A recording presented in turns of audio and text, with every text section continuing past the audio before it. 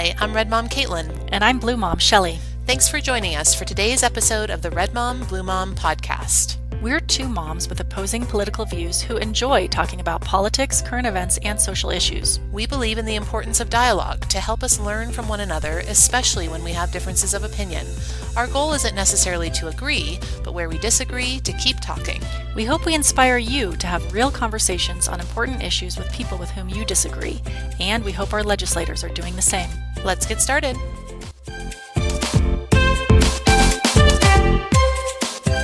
Hi listeners, this is Blue Mom Shelley, and thanks for joining us for another Lightning Round episode. This format is a chance for us to discuss several political or social events that are in the news in between the episodes where we dive deeper into just one topic. So let's get started with our first topic today. This one on Trump and foreign affairs. Now this story is just freshly in the news in the last few days, so our listeners may not have had a chance yet to fully understand what just happened. Here's the story. It's a little complex and is just now breaking, so bear with me. You've already heard Trump's seemingly unyielding support of Saudi Arabia, the country that produced and financed the terrorists that brought us 9/11, one of the most oppressive, undemocratic countries in the world, governed by Islamic Sharia law, where women are substandard, a country with a history of human rights abuses and financing terrorism. Trump recently even defended the Saudi crown prince after his brutal murder of the American citizen and journalist Khashoggi for writing critically of the Saudi regime. Now, by brutally murdered, listeners, I mean the prince actually had his people lure the journalist into an embassy and murder him and cut up his body, yet Trump tried to play it down. And now, Trump's latest insult to America by supporting Saudi Arabia is this. Trump recently agreed to sell $8 billion in arms to Saudi Arabia and the United Arab Emirates at their request. These arms are, in part, to use in the Saudi war in Yemen, where Saudi Arabia has used U.S. bombs and arms to kill 18,000 civilians, including children. So, several Republicans, even Lindsey Graham, a friend and staunch supporter of President Trump, voted recently to block the arms sale to Saudi Arabia, citing some of the same things I just cited. And mind you, Congress has the power to determine arms sales. Just days ago, Trump vetoed the bipartisan law that Congress passed blocking the sale. Then, oddly enough, Trump engaged in a Twitter battle about Baltimore being a rat-infested place no human would want to live in, with Congressman Elijah Cummings, spurring more outrage about his racist comments. But some of us at the time not suspecting that Trump may actually have been deflecting attention from or trying to head off a public revelation that Cummings, who also happens to head the Congressional Oversight Committee investigating Trump, was releasing a report, which it just did yesterday, revealing that none other than Saudi Arabia and the United Arab Emirates edited Trump's 2016 campaign speech to include language about working with those countries on energy under the guise of reducing terrorism, and that Trump's campaign, namely Thomas Barrack and now imprisoned campaign manager Paul Manafort, were working on behalf of the campaign with Saudi Arabia and United Arab Emirates to shape Trump's policies with those countries in their own personal financial interest. It turns out Barrack's investment firm has since made $1.5 billion from Saudi Arabia and United Arab Emirates, and has proposed the Trump administration allow companies to make billions more, his company included, to build nuclear plants in Saudi Arabia, thereby passing nuclear technology to the Saudis that they want. We'll post this article on redmombluemon.com. It's hard to believe. This is not just more of Trump moving forward the desired policies of his ultra-wealthy billionaire administration, but in this case, Trump has used the presidency in such an unpatriotic way. This is so un-American, vetoing even a Republican congressional bloc in order to sell arms to Saudi Arabia. The Saudi arms deal and the veto, together with this revelation that Trump is influenced by the money flowing from these deals, infuriates me, and I think it should infuriate Republicans too, because it is un-American. Caitlin, are you also infuriated over this? That is a lot to digest. And as you said, Shelley, I think a lot of the revelations that you just mentioned around Cummings and the report from the Oversight Committee, those are freshly released within the last couple of days as of the date we're recording this podcast. So I must admit I have not had a chance to fully digest that information. I don't really know enough about those elements of it around, Trump's campaign team and their personal interests in Saudi Arabia, etc. I am interested to know from you, though, Shelley, and I know you have some academic experience with, foreign affairs, foreign relations. What do you think the appropriate role is for the U.S. to sell weapons to foreign countries, particularly a place like Saudi Arabia, which, as you accurately described, is a terrible place in a lot of ways in terms of how they treat women and some of the, conflicts that they engage with with countries like Yemen, etc. What are your thoughts on if it's appropriate for the U.S. to be selling those places weapons and military supplies? I've never liked it. I know President Obama did it. A lot of historically, we've done it. We've sold arms all over the world. The arms don't go away. So, if we're arming the Kurds right now, those weapons could be used against us by someone else in a couple years. That we don't collect them afterward. It's also a way for private companies in the United States to make a lot of money on these deals, and the arms are often used for bad purposes. Like I say, sometimes they're even used against our own soldiers. So I think it's bad all the way around. But in particular, Saudi Arabia lately, they've never sort of improved in terms of their human rights abuses. What happened recently with the journalist Khashoggi, and then President Trump is really bending over backward to keep this deal because of the money that it brings to a few people. Yeah, what do you say about, and you just mentioned that you acknowledge that Obama's administration did this as well in terms of selling arms to Saudi Arabia. So let's just isolate that piece of it for a minute. In fact, the Obama administration sold $115 billion worth of weapons, ammo, tanks, military training, etc. to Saudi Arabia during his 2 terms in office. One of the articles that I read from Reuters said that it was the most support any administration had offered during the 71-year history between the U.S. and Saudi Arabia. And I know that you're especially upset about Trump's veto of this kind of bipartisan effort to halt the arms deal. Did you feel the same in 2010? Obama was widely criticized, and I'll share an article from ABC News on redmombluemom.com, widely criticized in 2010 for trying to hide a massive $60 billion arms sale, so not the $8 billion that Trump's doing, $60 billion arms sale to Saudi Arabia, even with bipartisan members of Congress opposing the deal.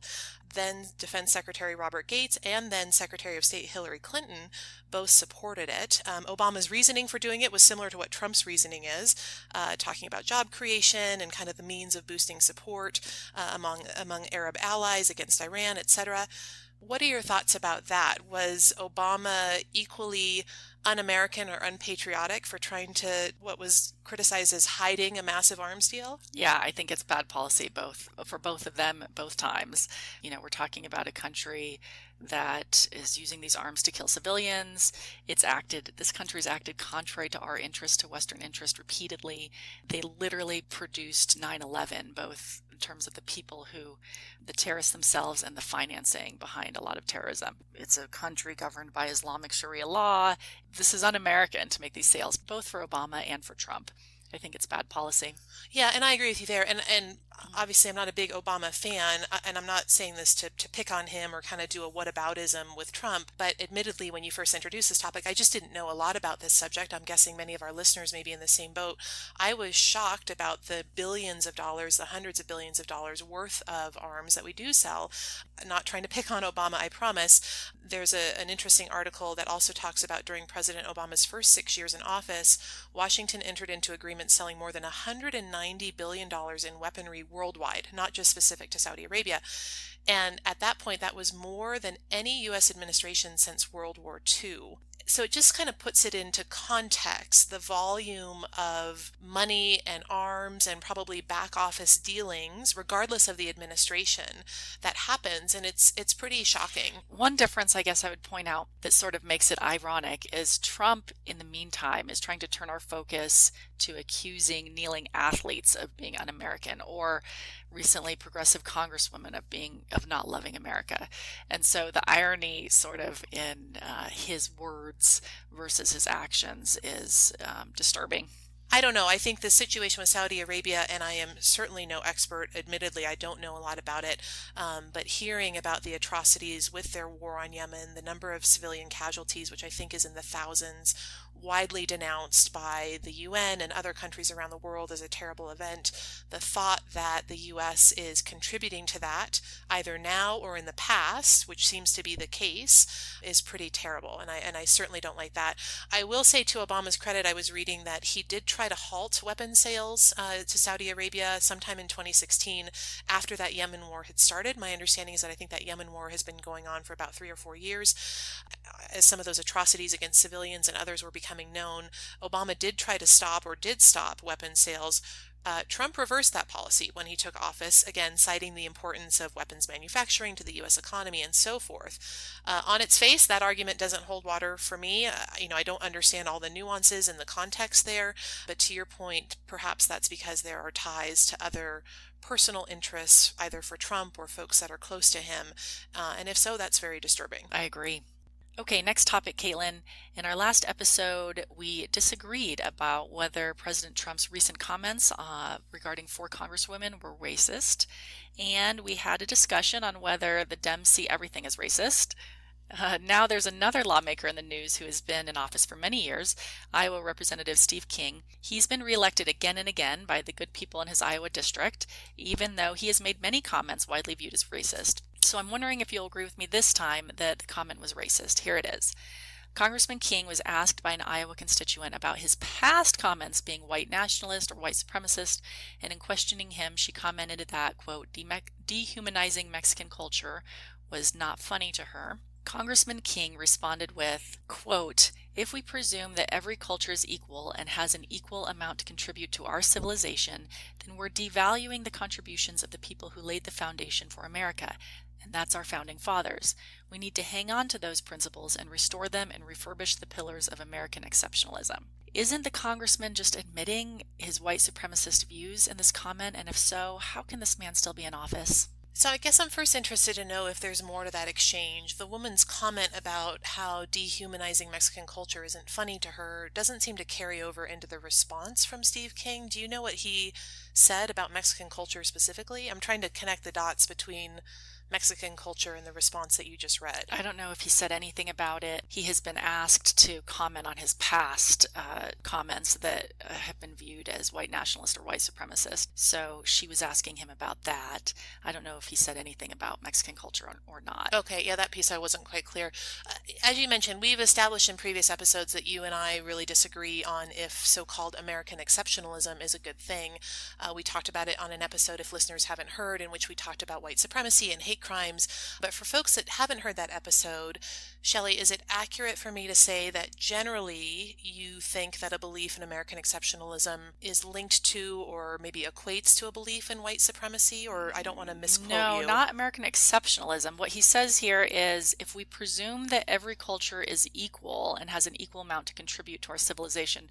So what he's saying there is historically a very white supremacist view. That is that our culture and our culture and Western civilization has made a greater contribution than any other culture. He's referring to white European culture. So it's not that American exceptionalism that is the issue. It's implying that other cultures don't have as much to contribute, aren't equal. He says specifically, don't presume that every culture is equal. You're okay with American exceptionalism.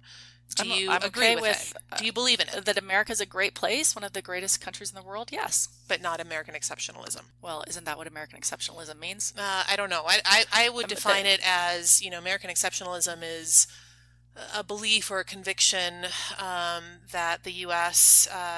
Holds kind of a unique place and a role in human history, historically and going forward, I guess. Sure, that's the great country of the United States, and I agree with that.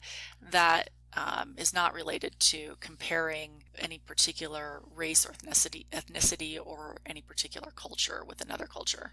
Do you think every culture in the world is equal? Because it sounds like you're disagreeing with Steve King on his premise that there are differences in cultures, differences in contributions. I believe that no other culture is inferior, correct? Interesting. Okay. Well, I don't think every culture is equal. I think American culture has a lot of superior qualities. In fact, we just got done talking about Saudi Arabia and some of the cultures in the Middle East around how they treat women, how they treat, LGBTQ members of their society, etc. You would be hard pressed to me to argue that that culture is equal to American culture, just in terms of freedoms and liberty and equality and human rights and things like that. So I agree with Steve King's comment that not every culture is equal. And what about his second part around devaluing the contributions of America and I think the genius of our founding fathers? Does that founding fathers reference imply some sort of white supremacy in your mind? Well, the fathers were white, so Sure. I think that is what he was referring to. The difference between what you just referred to, those are other countries' governments. Sure, there are other I don't countries' think so. governments who, we just talked about Saudi Arabia. They have a repressive government that has chosen its view of Islamic Sharia law I was to going to say govern it's with, a religious and element as well, it's a right? religious element and its interpretation of that religion, and the government actually making laws accordingly.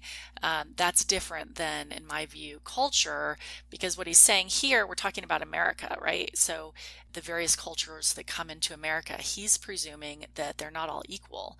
That's where I think it's clearly racist. Well, he doesn't say people from every culture coming to America are not equal.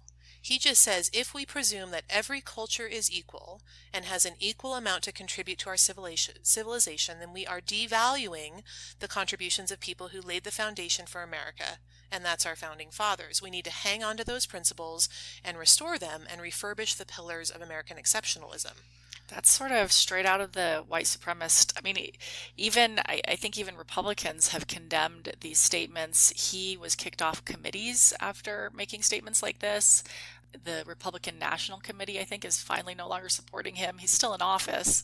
He's lost a lot of support because I think this is widely viewed as, you and I had an episode on where we ended up touching on white nationalism and Europe, and we had the same discussion. And that is, if you say that one culture is better than the other, is that racist? I think it is, and I think that's what he's saying here. I think it's intended to be. Yeah, and you and I clearly define the word culture differently. I think you're maybe doing a little bit of an apples and oranges comparison in terms of how you're defining culture in a place like Saudi Arabia versus culture in the US. And I want to be clear, I think Steve King has definitely made racist comments in the past. Earlier this year, he had some stupid comment in an interview, I think with the New York Times, saying something to the effect of he doesn't understand why the phrase white supremacist is offensive.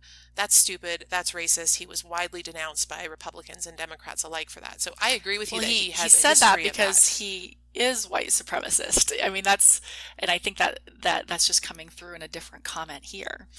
What do you think about Obama in his 2009 inaugural when he said, our founding fathers, faced with perils we can scarcely imagine, drafted a charter to assure the rule of law and the rights of man. Those ideals still light the world, and we will not give them up. There's nothing wrong with praising our founding fathers. We're all sitting here benefiting from everything our founding fathers How did is that in the different from Constitution. Steve King saying devaluing the contributions of people who laid the foundation for for America, and that's our founding fathers? Because what he starts by saying is, if we presume that every culture is equal and has an equal amount Yep. to contribute to our civilization. So again, he's saying some cultures are inferior and don't have as much to contribute.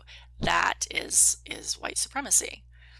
I disagree with you there. I agree with that. I think that you can't say that every culture is equal, and I'm okay with that. I don't find that to be white supremacist at all. I think his overall statement and his references, Steve King's references to hanging on to principles established by the founding fathers and refurbishing the pillars of American exceptionalism, I think that same sentiment has been echoed by many people on both the left and the right. I don't find that particular comment inherently white supremacist or racist. I understand that he has said other things in the past that are certainly in that bucket, but this particular example, I just disagree with you. I know you don't live in Iowa, so you can't vote for King, but I'm curious. Let's say you agreed with me that something Trump said was racist. Let's say that he said, black people are bad, or something that you agreed and you said this was racist.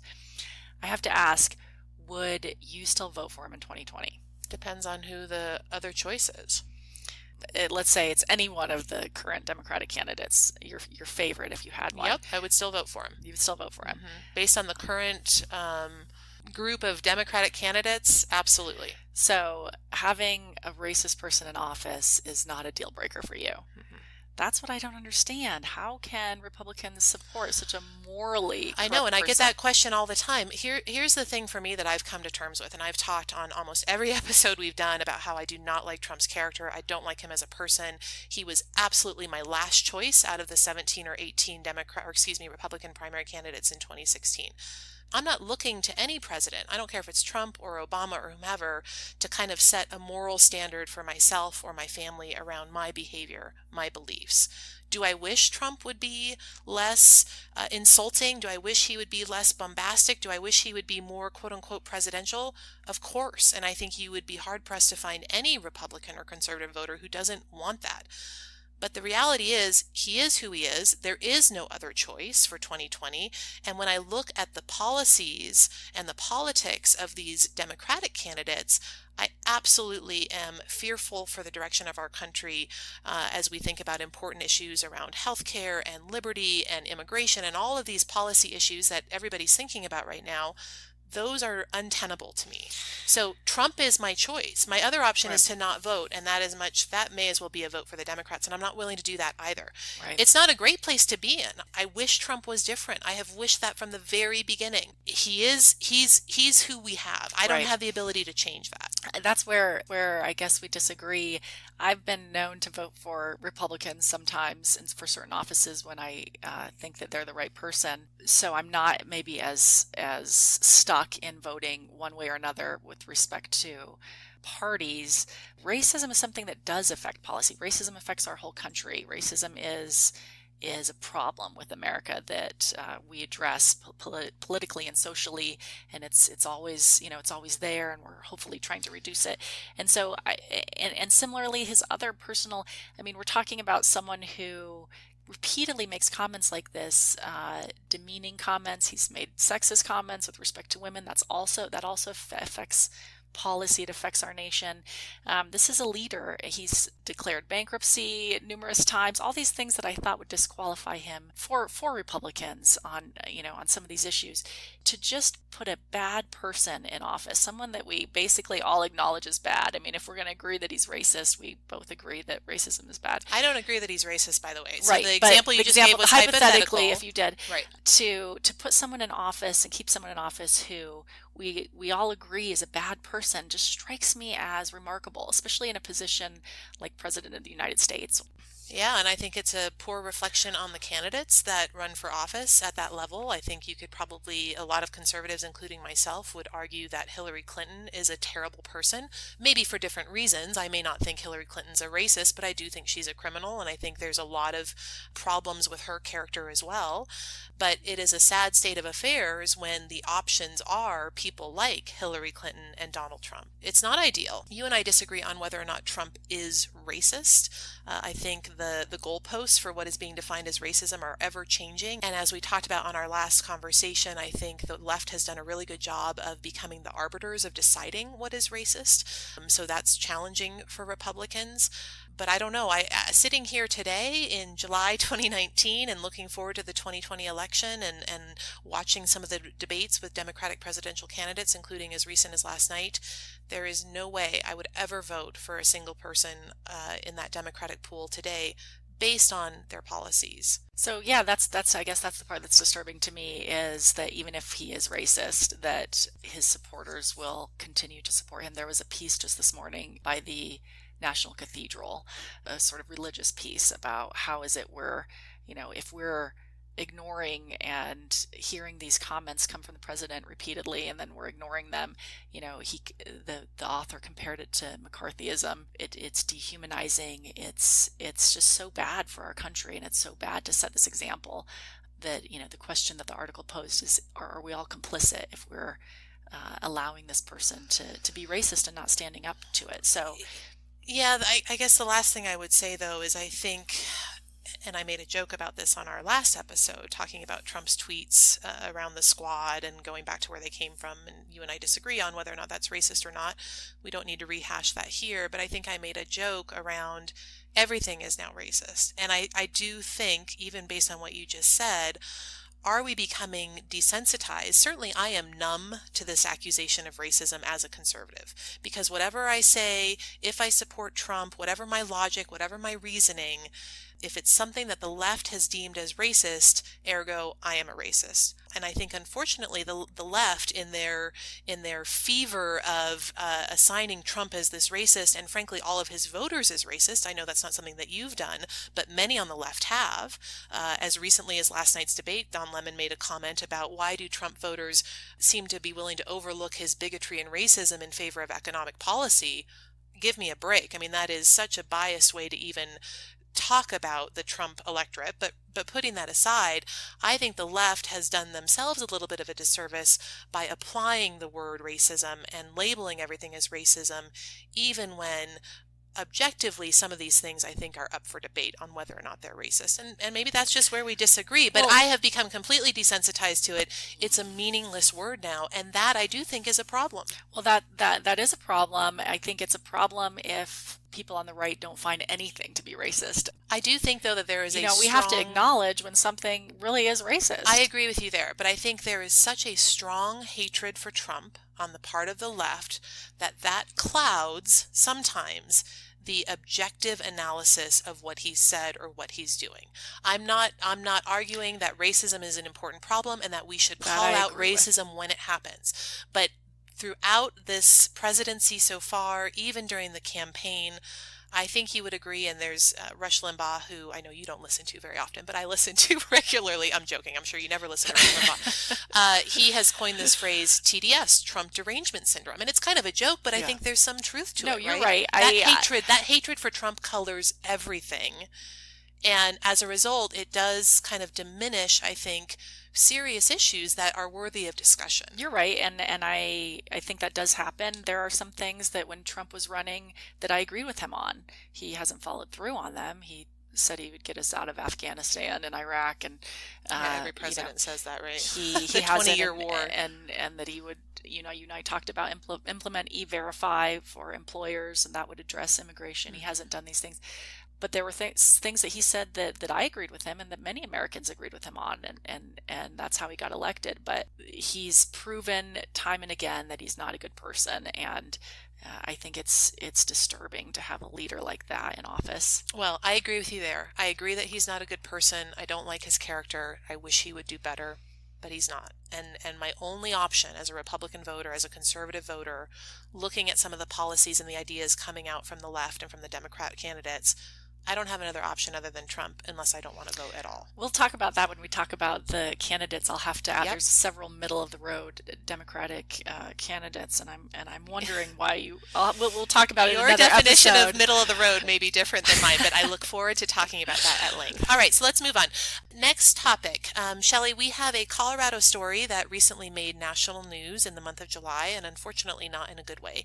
With the recent announcement from the Trump administration that ICE would be deporting convicted illegal immigrant criminals back to their home country, an organization called Lights for Liberty organized a variety of protests and vigils at detention centers across the country. One such protest occurred at a facility in Aurora, Colorado, which is a Denver suburb. Some of the protesters pulled down the American flag as well as a Blue Lives Matter flags, and in their place raised a Mexico flag, as well as raising the Blue Lives Matter flag upside down with the phrase "Abolish ICE" spray painted on it. Shelley, do you think these types of protests help or hurt the cause of immigration activists in the U.S.? I don't know that the Aurora protest helped the movement, and like many protests, sometimes the protesters' message isn't obvious, or they weren't organized, or the protest seems silly. I actually think raising a Mexican flag was silly, but I think the protest was harmless, and generally I don't understand the outrage here on the right for a couple reasons. One, you didn't mention that the protesters also took down the GEO company banner, which represents this idea that there's a huge problem with private profit and detention centers. There's a prominent school of thought that prisons are not something the government should have outsourced to private businesses, as it may have resulted in our problem today with mass incarceration, or in this case, unnecessary detention of immigrants. So that was the point of removing the private GEO company banner. Second, removing the American flag raised above a place that is facilitating family separation kind of makes sense to me. Aren't we all uncomfortable with toddlers being torn from their parents for months by the United States government and underneath the United States flag? And thirdly, you mentioned the Blue Lives Matter flag. I actually had to look that up. The upside down flag that these protesters raised, you said it was painted with words to disparage law enforcement. I don't think that's necessarily true. No, it had the phrase "abolish ICE" spray Right. painted on it. So it wasn't about police, local police. It had "abolish ICE" sprayed on it. Yeah, law enforcement. And so it was about the detention of immigrants, not our local police officers. But the flag that was flying there in the first place, you mentioned it as a Blue Lives Matter flag. I actually had never heard of it or seen it. It's called a thin blue line flag. So I had to look it up. It's an American flag with a blue line across it, symbolizing the thin blue line that police provide between chaos and order in our society. So it's a flag created to honor law enforcement, which is it's a good sentiment that I agree with. But I'm curious, who decided that that was an appropriate modification to the American flag and appropriate to fly there? What does it have to do with the detention of immigrants? I mean, certainly there are many local law enforcement officers in our country who do not like family separation, who are disturbed by the idea that families being separated at the border, and I imagine would not want the thin blue line flag flown above this center that's associated with family separation. So I don't know if the flag protest was meaningful or helpful, but I was not outraged by it. It didn't harm anyone. And I'm curious, I know we'll talk about this in another episode, but I'm curious to hear what you think about family separation. Yeah, I think that's a whole separate episode. I'm really shocked actually to hear that you classify taking down the American flag and raising a Mexico flag in its place as silly. I thought it was outrageous. I thought it was disgraceful. I was very disappointed that leading Democrats on this issue were unwilling to kind of immediately condemn what happened. It seems like this should be a nonpartisan, non-political issue to agree that raising the Mexico flag on U.S. soil, especially in front of a kind of a government or government adjacent building, is unacceptable. I found it completely disgraceful. I think it absolutely hurts the cause of these immigration activists. But I am curious to know whether you are as disturbed as some people are that the American flag flies above, the family separation happens in the name of America. Are you as outraged that people wearing the U.S. uniforms or under the American flag are separating families? Do you have an issue that the U.S. flag flies at border patrol and border crossings? No. So how is that different? Well, pulling toddlers apart from parents and keeping them apart for months at a time. I think that's not happening at the detention center, right? So all of that's happening along the southern border. So if the detention center is housing, this particular one is housing some of the adults that have been separated from their kids. Correct. But if you don't have an issue with flying the American, I mean, you could take that analogy elsewhere. I mean, if we're flying the American flag at the border, where some of those detentions are actually initiated, we're flying the American flag in Congress, where they're voting on these legislative issues, we're flying the American flag everywhere. That to me is not a very compelling argument. I think in any situation, I'm disturbed by families being torn apart. So would you propose to remove American flags that are being flown at border patrol crossings? I propose that family separation halt immediately. Not my question. You don't want to fly an American flag at a detention facility in Aurora, Colorado, but you want to keep it at the border? Well, if family separations are happening, I don't think it should be done under an American flag. I find it embarrassing and disturbing. The flag is flown above something that's this horrible. Yeah, so you would take it down from border patrol offices and locations along the southern border, then it sounds like. I have no problem with it being at border patrol offices. I have a problem with the practice that's happening underneath it right now. Understood, so but you're saying you would take the flag down. I understand. I'm more outraged by the flag flying above. That practice is happening in the name of America, and I am about someone taking up or putting down an American flag or spray painting it. Yeah, you and I have very different opinions on that, but I found it disgraceful. We know that the topic of illegal immigration is very important to voters. A poll from Reuters and Ipsos in early June of this year shows that immigration is ranked as the number one, quote, most important issue facing America for registered independent voters and is tied for number one with health care when looking at results across all adults who participated in that poll. Knowing how important this issue is, I think what happened at that Colorado facility does a great disservice to those that are trying to advocate on behalf of illegal immigration policy. Yeah, I'm not outraged by the flag protest. Next topic, Caitlin. I think you saw the recent article I posted on social media that contained new information on what a large role pharma companies played in the opioid crisis. We'll post it on redmombluemom.com. It says that documents recently revealed that pharma companies knowingly saturated the market with 76 billion pain pills. There's a map in the article of where they were distributed. Many were in poor rural areas, West Virginia, Kentucky, Tennessee, South Carolina, Nevada, for example.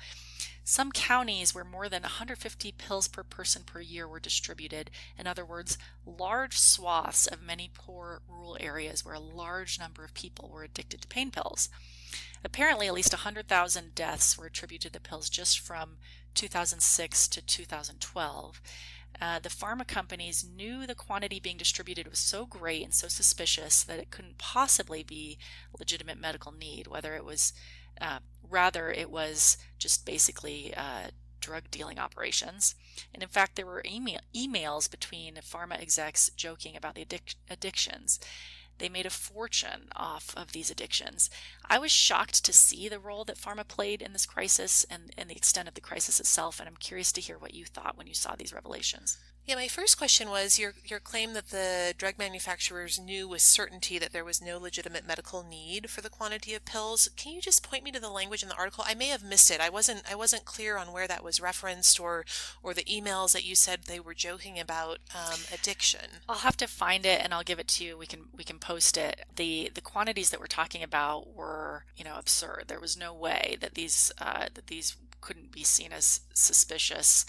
You'd have, like I say, enough for entire members of communities to be taking regularly every day, all year long, pain medication. So there was clearly, I think, the addiction issue was known by execs, and the quantity was a huge red flag that should have alerted everyone. Well, yeah, opioid addiction, of course, is known by executives of drug manufacturers. I think everybody knows about the dangers of opioid addiction. I guess that's a pretty strong claim to say that these manufacturers were knowingly. I don't remember exactly how you worded it, but basically they knew with certainty that there was no legitimate medical need. So I'd like to just see that to understand it.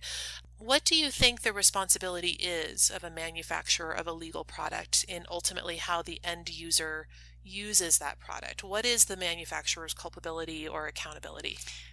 I think with addictive products, and in this case turns out to be a very deadly addictive product, that the manufacturer has responsibility not to foster those addictions.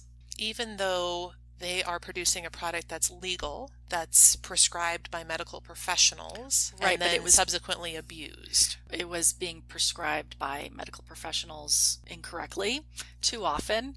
And that's the fault of the manufacturer? Well, the manufacturer was complicit in, if you read the article, it said that there were basically pain clinics, even touristic type pain clinics, where people would come across state lines and knew that they could get a prescription for anything. They don't have to actually show that they have a condition where they need the drug for medical reasons.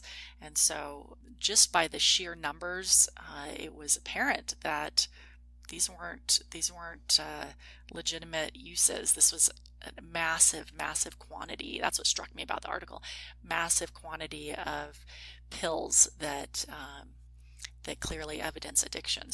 And so you think the manufacturer is responsible for pain clinics existing where people can come in and get those pills without a prescription? That's the manufacturer's fault. If they're shipping thousands and thousands, tens of thousands of pills to the same location, yes, that there's actually laws that say that the manufacturers were supposed to have flagged these type of shipments and didn't.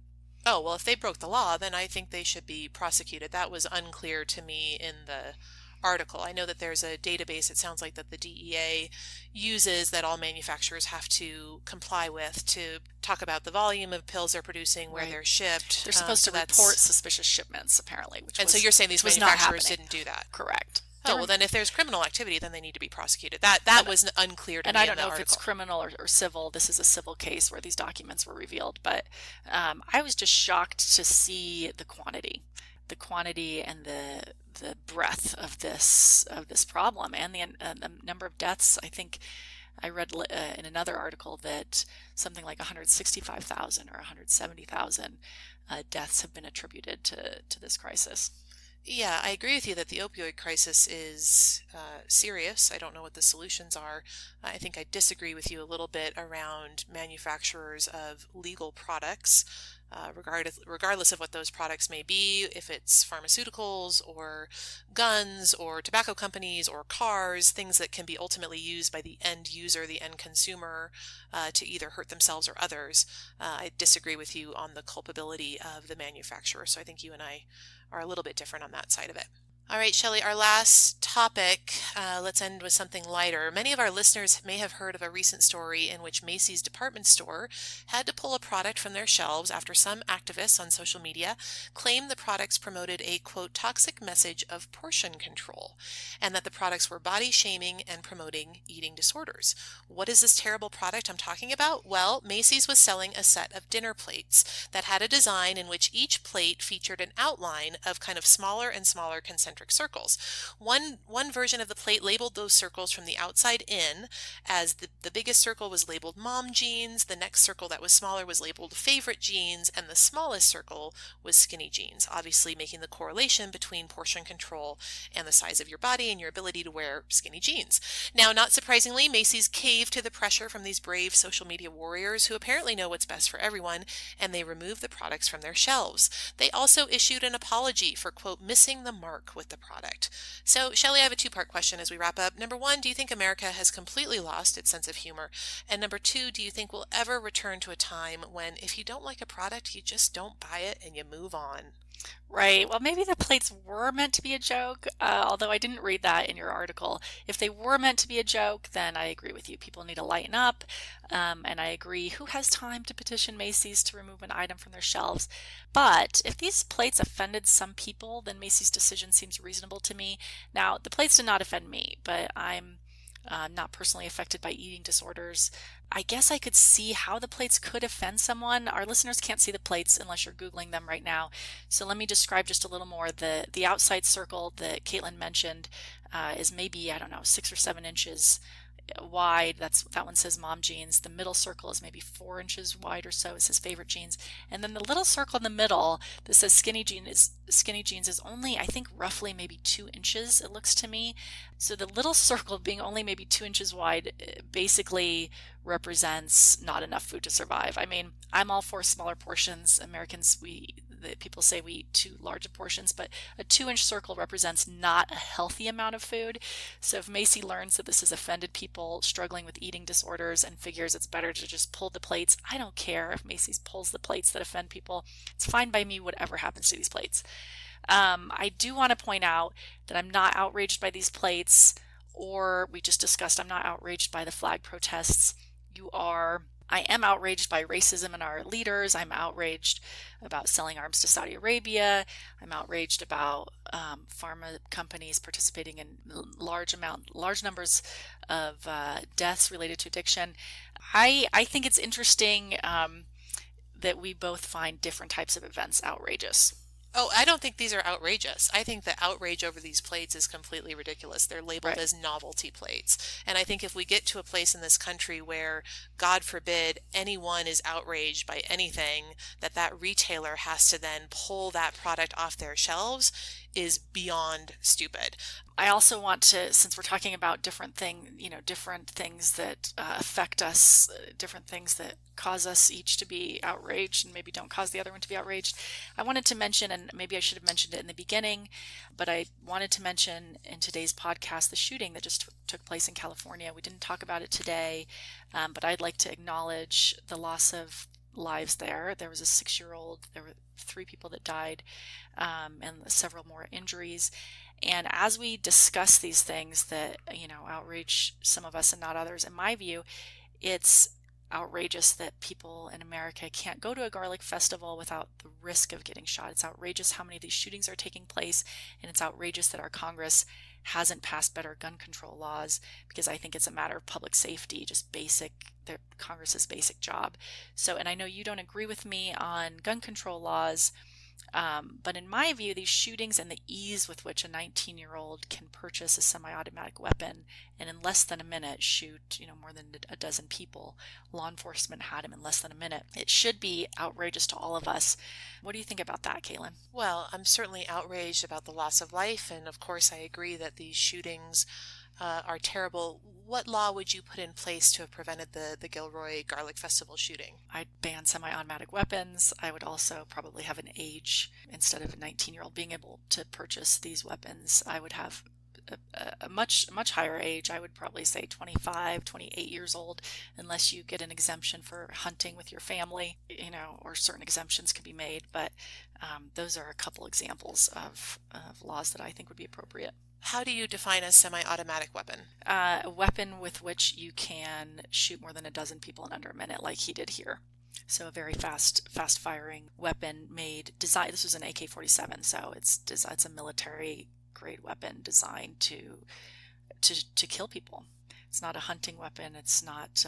So would you include handguns in that, based on your definition, fast-firing? No, I think I'd have to stop there, because the Supreme Court has found there's a constitutional right to have a handgun. So California has an assault weapons ban. California has some of the strongest gun laws in the country. So our federal government is asleep at the wheel, because this person at his second home in Nevada purchased the gun legally and then took it to California. So correct. So he broke the law by bringing it over state lines. Obviously, he went to an event that was labeled as gun-free zone. He broke through a fence. He didn't go through the main entrance of this specific festival, where they were actually doing bag checks and had security.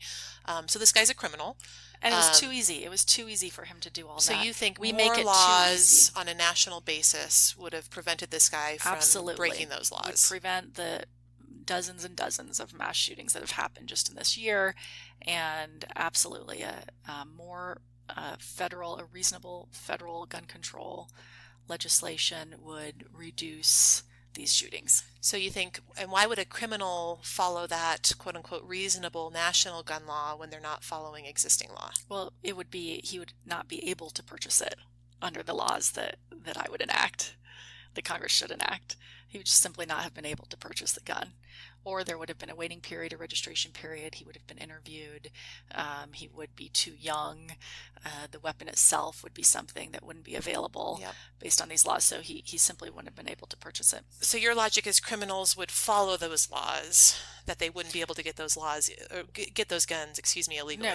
Gun dealers follow the laws and wouldn't sell them to him. This gun dealer made a perfectly legal transaction, and then he posted that he was very regretful and sorry that he had sold this weapon to this person, but he didn't do anything illegal, because there are no laws that prevented that sale. I agree, not illegal at all for that gun dealer, but I just am honing in on your logic here that this particular shooter, who's a criminal by nature of what he did for a variety of reasons, that just because he couldn't legally buy a gun in any state, that would have prevented him from acquiring a gun. Yeah, I mean, I think it's a social experiment here we've conducted in America for many years. It's so easy to legally purchase guns.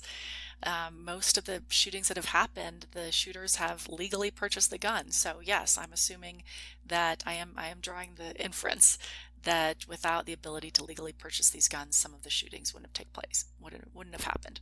Yeah, I don't know that assertion is correct, that most shooters have legally purchased their gun, especially when we see some of these school shootings, including the most recent one here in Highlands Ranch, Colorado. Those shooters, my understanding, maybe you know differently, stole those guns from their parents who had legally acquired them, right? So how do you prevent for that? Well, in California, for example, there's storage rules. So that's something that could be addressed with a national storage rule, perhaps. But all of those laws in California didn't prevent this guy from breaking the law to commit his evil acts. Because he easily purchased the gun in the neighboring state. That's the problem with not having federal legislation. Yeah, you're definitely not persuading me on this, but we'll have a whole separate episode. I agree that there's always a lot to talk about on gun control, but I think there is folly in the argument to think that enacting more laws, whatever those laws are going to be, are going to prevent criminals who, by their name, are breaking laws. Yeah. I think that that is not a logical argument to think that just smacking more laws onto the issue are going to prevent criminals from breaking laws. Oh, I disagree. I just think it's so easy to get these weapons. Okay, that's all our time for today. Listeners, can you let us know your thoughts at redmombluemom@gmail.com or by commenting on our podcast on Podbean, Apple, Spotify, Stitcher. Rate us on Apple Podcasts if you would, and share us on social media. Let us know if we have inspired you to have conversations with someone you disagree with. Thanks for listening.